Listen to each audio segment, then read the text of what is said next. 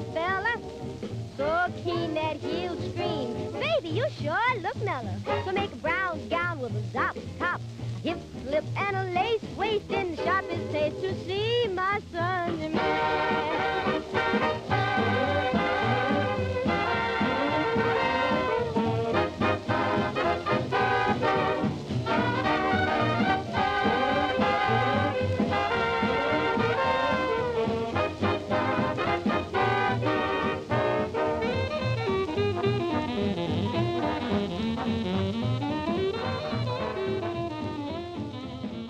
You know, I can remember being asked in school, what do you want to be when you grow up? And instead of like saying a professor or a nurse, I said white. Because all my friends were pretty and they were white, and I would never make that, you know. But my mother, you know, was there, but I never asked her, how did that happen? But I was glad that I was around somebody that was confident enough to even wear a bathing suit, a two-piece. I first learned of this because one of the pictures in her bathing suit with her Club Regal sash on was housed and always on the wall at my grandmother's, her mother's house. And I would always look at it, but never once did I say, what was this about? I didn't question it. I knew in my mind that my mother was beautiful. But I thought that anyway. But having grown up in the 50s, it seemed a little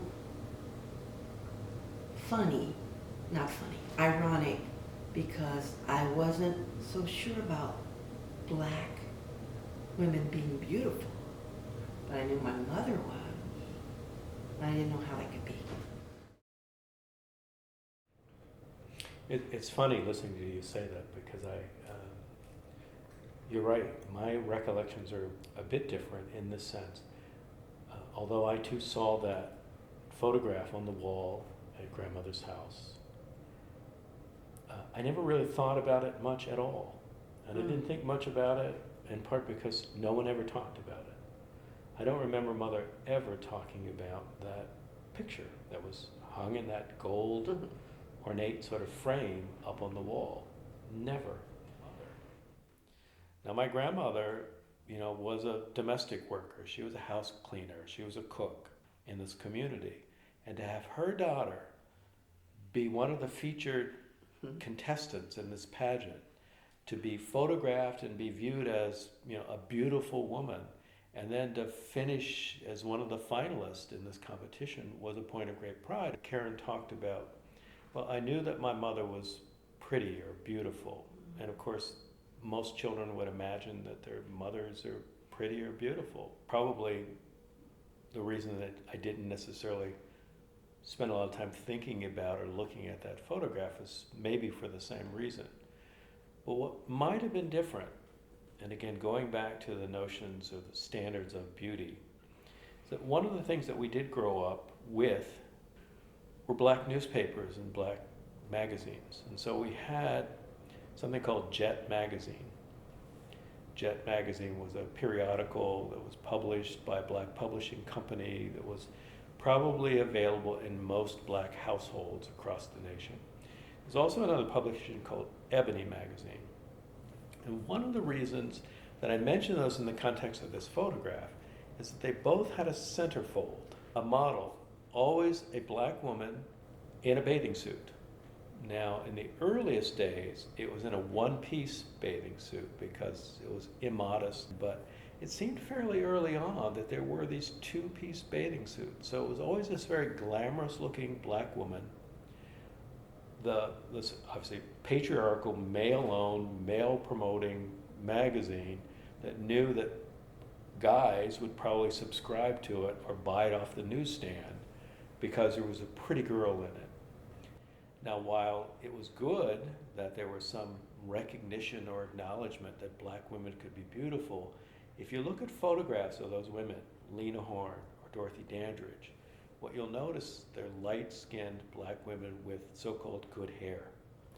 And so even though we've moved away, or we're starting to move away from this notion that only white women could be beautiful, we're moving into only these kind of black women could be beautiful, and they begin to approximate the white beauty standard. And when I got exposed to this, oh, you're light enough, or your hair is good enough, you don't have to press it. I went to Wittenberg for a year. I was housed in a dorm room with white girls from New York. And that's when I started noticing their parents thought I was light enough, but they didn't like that they were being housed with me, and they were afraid. And I didn't know what they were afraid of. They wanted to know, do I carry a knife? Do I wash? And I know they legitimately thought, like, is the skin going to get different? And Did they ask you about your hair products or stuff like that? Yeah, they did. And so I started wearing a wig. What kind of hair texture do you Could I have? have? Can we It's curly? I'd say it's not.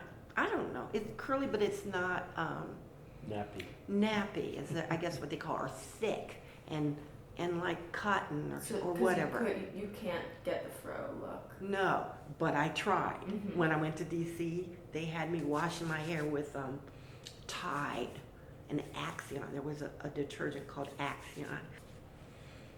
Yeah, I'm trying to kink it up. Yeah, We all they did were that. trying I to. mean, Yeah. My brother, my sisters, and I all washed our hair in Tide and Axion, To try to trying to keep it. nap it up a little bit so that we could have afros. Yeah. And to me, that's a sort of reflection of the times.